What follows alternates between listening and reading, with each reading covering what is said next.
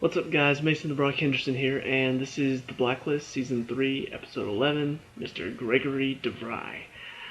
Spoiler alert. Spoiler alert. Just putting it out there. If you have not seen this video, what are you doing watching a review if you haven't already seen the show?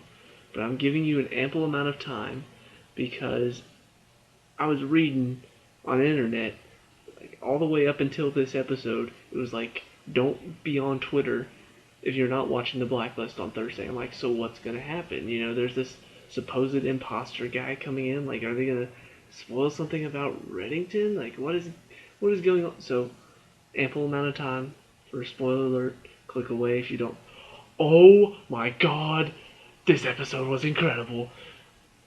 Reddington was behind it all. Elizabeth is pregnant, and Tom is back, and they're together. Oh my God.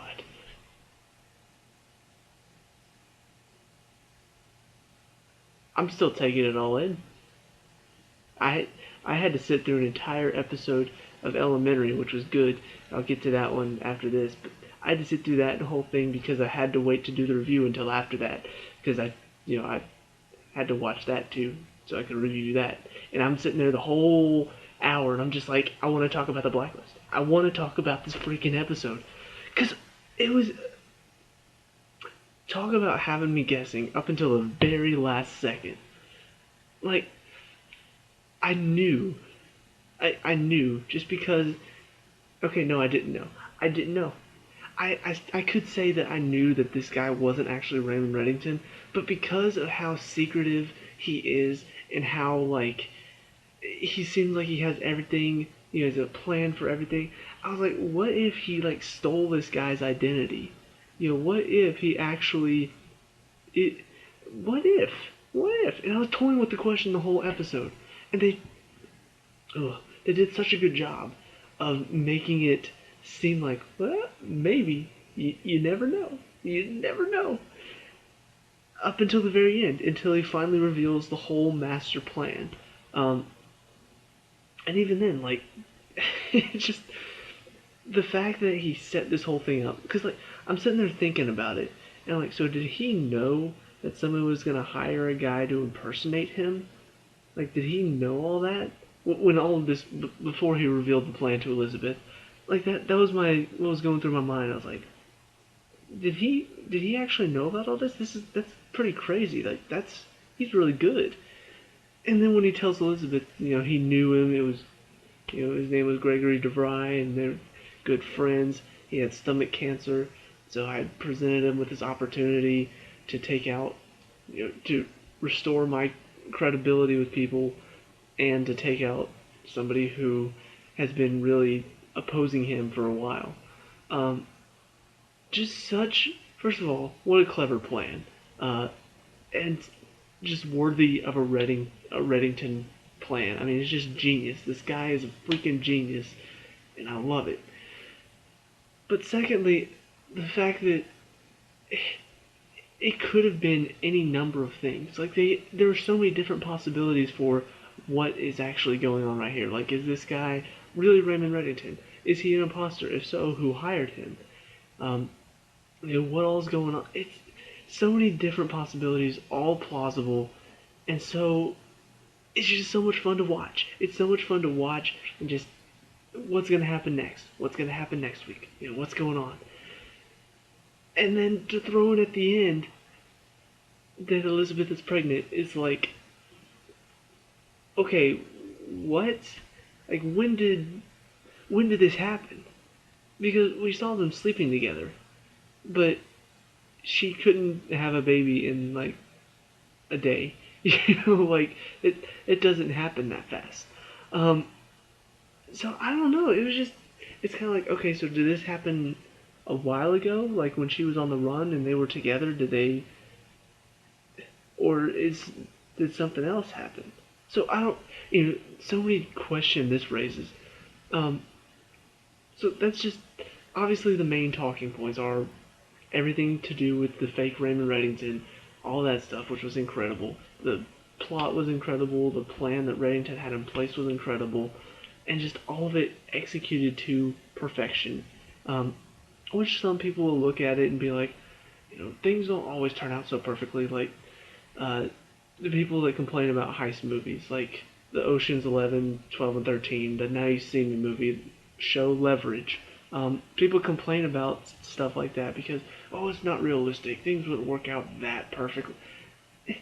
Obviously, but it's not supposed to be realistic. It's not like they're coming out and saying, like, this could all actually happen, like, right now. We could all set this up right now and do it. No. Nobody actually believes that all of that stuff could happen. Maybe 1 in a million chance, but come on. Like, we watch movies like that and shows like that because it's exciting to see these perfect plans set into place that even though it seems like maybe the plan got tripped up, it didn't. Things still worked out in the end. So anyway, that's my opinion on that. And then obviously the other talking point was Elizabeth being pregnant, but there are several good little touches in this episode that just made me enjoy it all the more.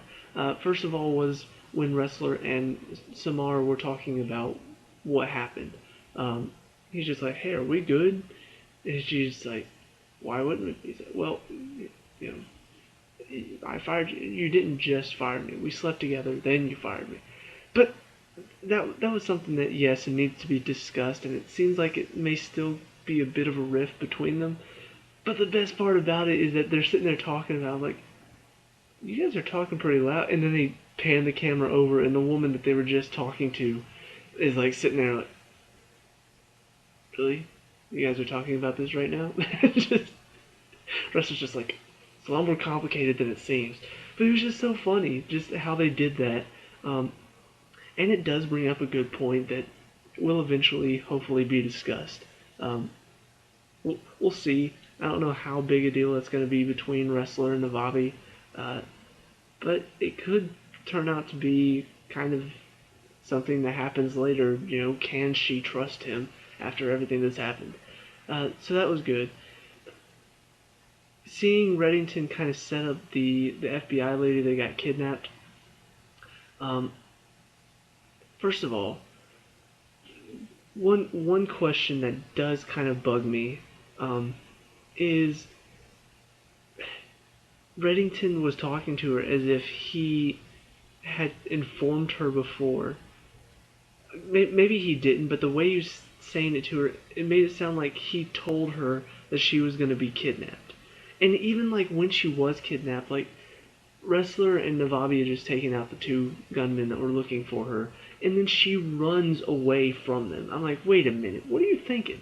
Like you were just there with some FBI agents with guns. Why would you run away from them? And then Wrestler talking to her at the end, it kind of made it sound like he had told her this was going to happen, or that he put it in place, which he didn't, because that one guy had kidnapped her for video proof. He showed it on his phone. So I don't know, that part was a little bit unclear about how much she knew was going to happen, but it was nice to see him set her up, even though it is kind of, you're moving to the other side of the country, but she's going to be there with her family.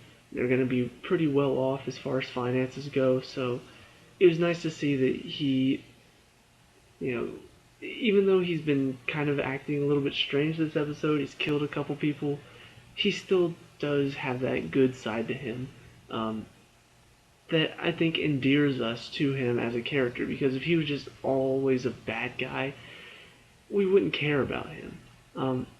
And so it's nice to see those good moments that he has, so that way we can actually care about the character. So there was that.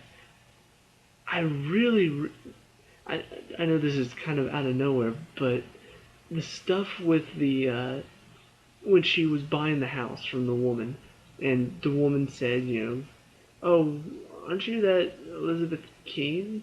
Or no, she tells her, my name's Elizabeth Keene. Oh, Elizabeth Keene? Isn't that Elizabeth Keene?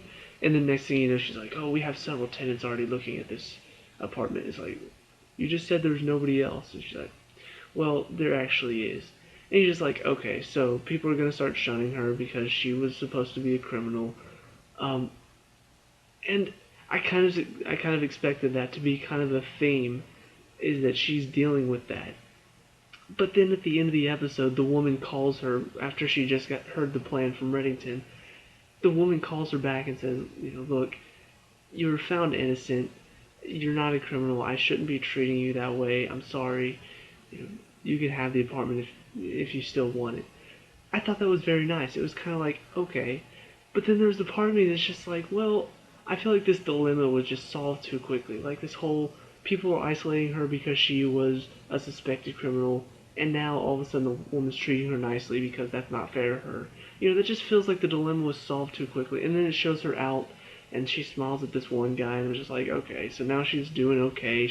And then the guy beats the crap out of her, which leads to the discovery of the baby.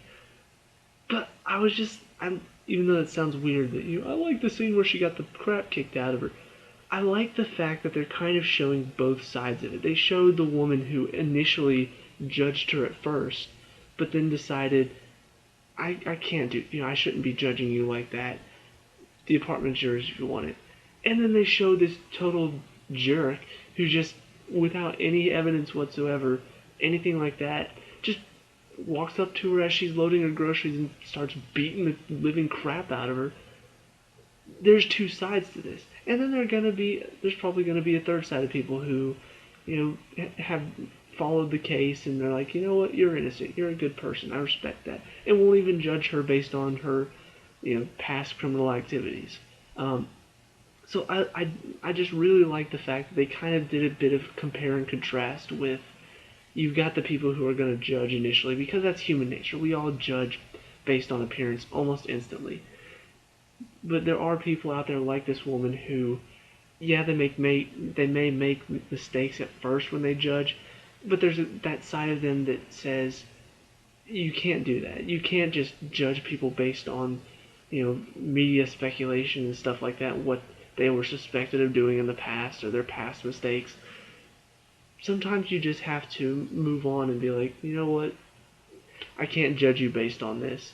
So it was really nice to see her side and then see that there are still total jerks out there, So it's still pretty realistic. But I can't say it enough. This was such a great episode.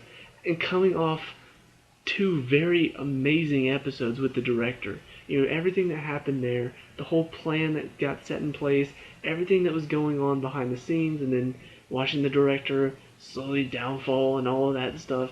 It was so much fun to watch, and I'm just like, okay, so now we're going to go through a few cases where, it's just going to be one of those things where Reddington is like picking off people that are in his way. It's going to be one of those things. And it kind of was, but they did it in such a clever and intense and exciting way that it didn't feel like just another case. It felt personal. It felt like this was a continuation of what happened in the last episode. Like it's been a running storyline, even though it is a running storyline, but it's not set up like one. This show is not considered like The Walking Dead, where story, story, story. This has been a very much a case by case show. But now it's starting to feel a bit more connected in between. So I can't say enough how much I enjoyed this episode. Like, it just got me so much, from start to finish. It was amazing. It was incredible. I'm trying to think if I'm missing anything else. Nope, I think that's it. Talked about the best parts. The only strange part that wasn't really touched on. And, yeah. Okay, actually, I know this is going to sound weird, but I do have one other question that if you're still watching, maybe you can answer. It felt like Reddington already had this plan in place before what happened with, Mr. Kaplan was cleaning up the thing with the maids, and the guys come in, shoot the maids, and leave her alive to deliver the message to Reddington. What I want to know is, did he know that people... Was he planning to do all of this anyway before those maids were killed? Or was he... did he decide to put this plan in place after they were killed because he knew he had to clear up all remaining doubts that people had about him because of what happened with Elizabeth. I don't know. It wasn't very clear when he got this plan in place.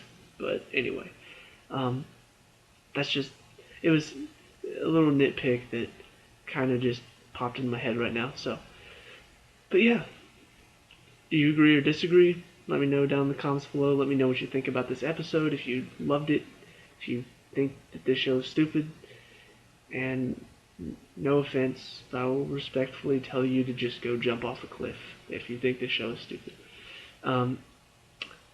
Because everything sounds better if you just say no offense at first. But yeah, leave a like and subscribe for more Blacklist, and check out my other videos for more reviews. I'll see you at the next one.